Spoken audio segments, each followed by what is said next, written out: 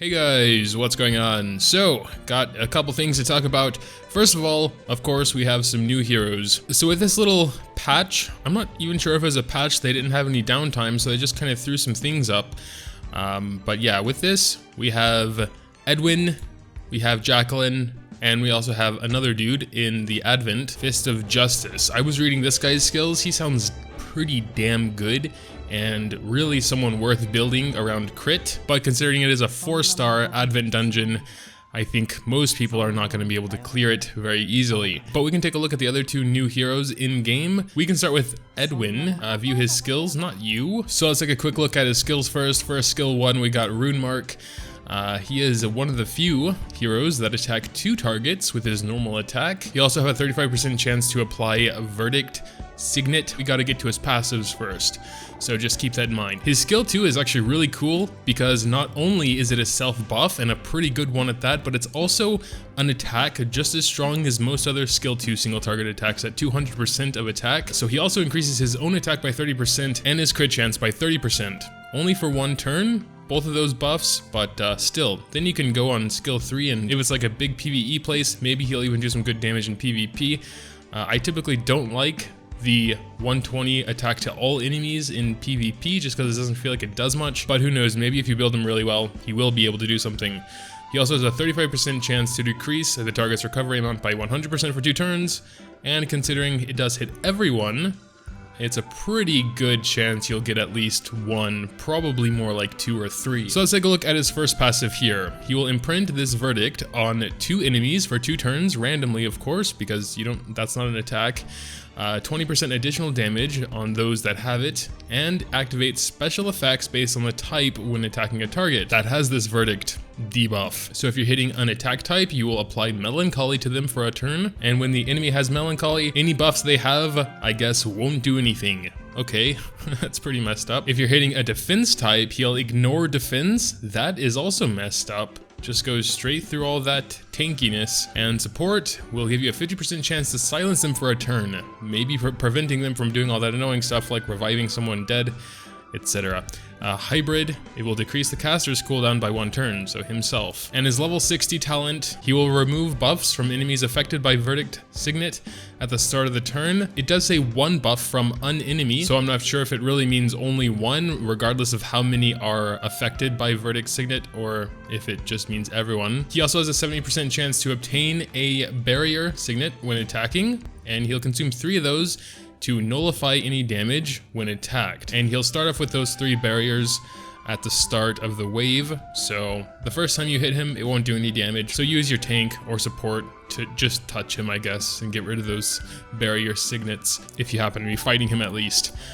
So all around, he does definitely sound interesting. I really like his skill 2 here. It's a nice buff and also a pretty good attack. Just single target 200%, decreasing the target's recovery by 100% on his 3rd is pretty powerful in PvP as well, since everyone usually has someone who heals, and just everyone just heals in general, just so much healing all the time. So yeah, that's pretty good. I don't know how strong his level 60 hero talent is though. I mean, since you're fighting pretty much NPCs in arena, I don't think they'll think about the fact he has 3 barrier signets and just hit him with a weak attack or whatever. So I'm sure it definitely could save his ass in situations like that, but his normal passive does sound really good. Depending on who he's attacking, it'll do different things. And we also have Jacqueline here. We can check her out real quick. She has a 3 target normal attack, so she'll hit 3 enemies with her normal attack. 100% chance to inflict 10% additional damage if the target is affected by an abnormal status. So yeah, I'm pretty sure abnormal status pretty much is an umbrella term for everything. Maybe it's just debuffs. And her second skill hits 3 enemies with a 50% chance to put them to sleep for a turn, and a 70% chance to put them to sleep for 2 turns, holy hell, if they have any debuffs. Okay, well damn, even just the 1 turn 50% is kinda good, and then the 70% 2 turn, wow. So yeah, I was actually reading the rest of her skills also and her passives, and she definitely feels like she needs to go with a debuffer, because everything around this character kind of focuses on debuffs and removing their ability to not get hit with them. And her third skill also hits 3 enemies, making her probably one of the only heroes that hits 3 enemies with every single skill. 35% chance to stun for 1 turn, and it inflicts 8% additional damage for each debuff on the target. So yes, definitely you want to bring a hard debuffer with her, maybe 2. This one actually doesn't sound as good as skill 2 though, to be honest. Stun might be a little bit better than sleep, because if they get hit again when they're asleep, they'll wake up and it will kind of be like no debuff there. But stun, they'll actually just have to skip a turn unless they can remove it. So let's check out her first passive here. Now this is the thing that kind of made me go, what the hell? So she has a 70% chance to remove abnormal status immunity from all enemies, at the start of the turn. So just when she starts her turn, boom, 70% chance. So if you have a ruin there that just gave 3 allies abnormal status immunity, well, I don't even have to use a skill. There's a 70% chance that was a complete waste. There's also just a passive 20% chance to put a target affected by any abnormal statuses to sleep for a turn, and a 50% chance to remove all buffs from the target affected by an abnormal status. So yes, even her passive has all to do with debuffs. So again, she definitely needs some good debuffers with her. And her level 60 hero talent, again, 50% additional damage when attacking a debuffed target, 100% chance to inflict damage equal to 100% of attack to an enemy who finishes the turn without defending or using skills, aka stunned or sleeping, and anything else that impairs them, I think even charm as well.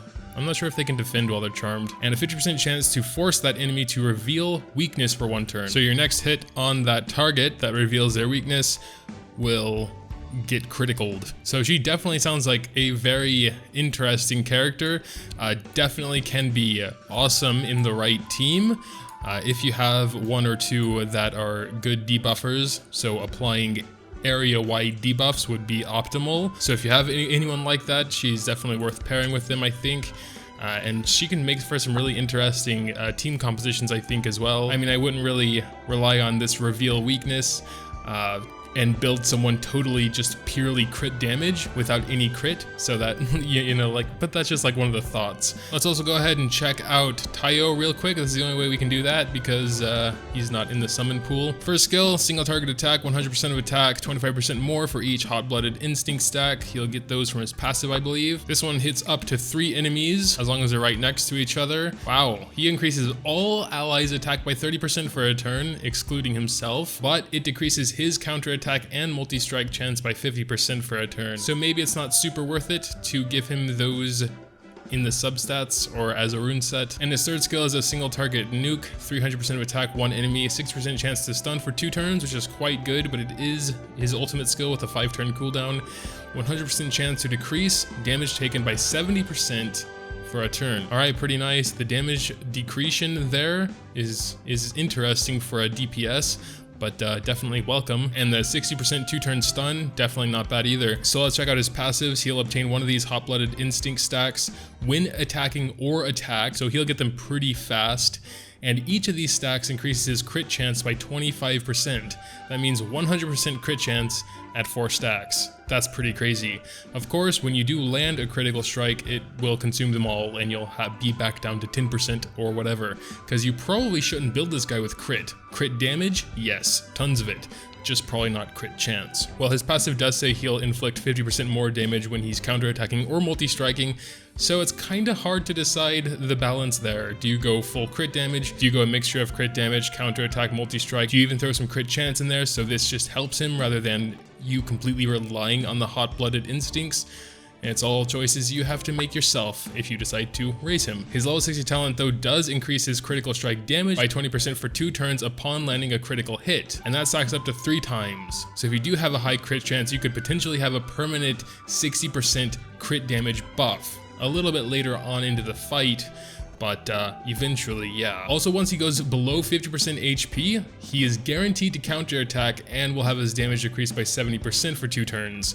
So yeah, that kind of plays into his passive here where he deals more damage on counterattacks, as well as his third skill where he further gets damage decretion on his third skill for just 1 turn though. And his leader skill will increase water and light allies counterattack chance by 20%. So that's like a better 20% than most others. So yeah, it's kind of hard to say just from first impressions how you would build him. I'd probably still give him the crit damage set as far as runes are concerned, because then he starts with an extra 40% and gets 20% more, going up to like a little over 100, maybe 120. Isn't 20% base? And those are like real crit numbers then. I don't know why the crit damage in this game is so damn low. Should start at least at 50% in my opinion, but whatever. Crit chance is also pretty hard to get anyway. But yeah, all around sounds like he can have some massive numbers coming from him, but he definitely needs to be built with good runes, high level runes to get that crit damage and maybe crit rate if you plan on doing that to make it a little bit safer. So maybe he only needs like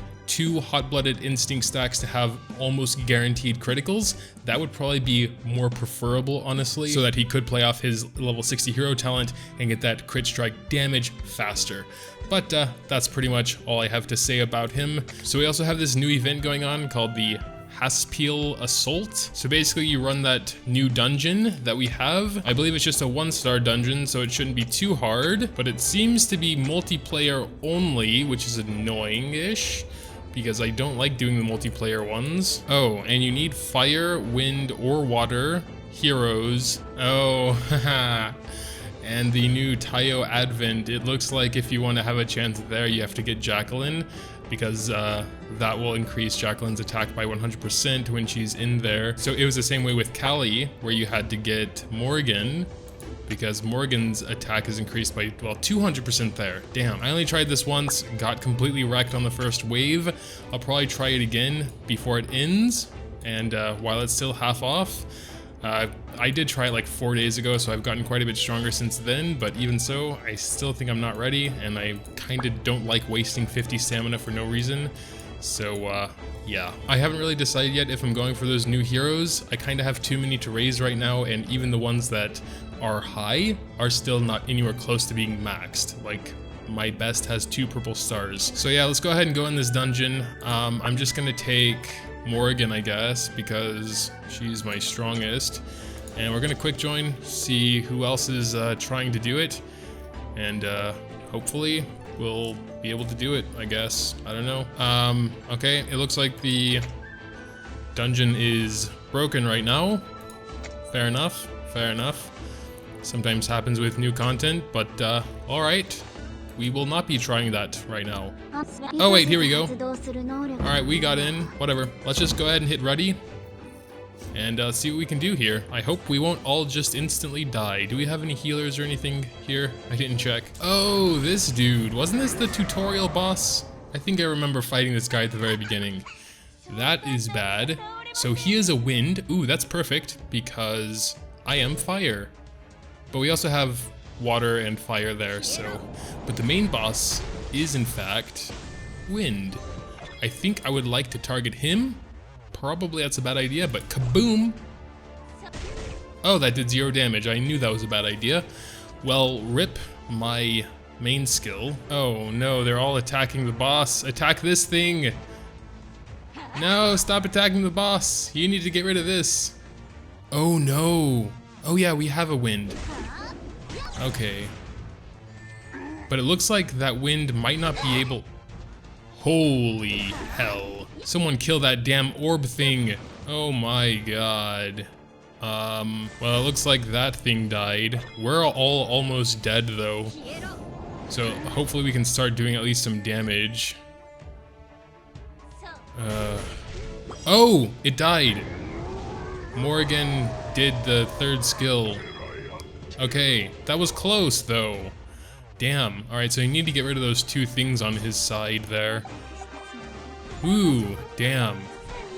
That was tough. See, I've only met 24 people in there, so it's pretty obvious I don't like doing the multiplayer stuff. Let's retry once. So now I'm taking 3 of my own heroes. We do have all elements, so let's go ahead and give it a try.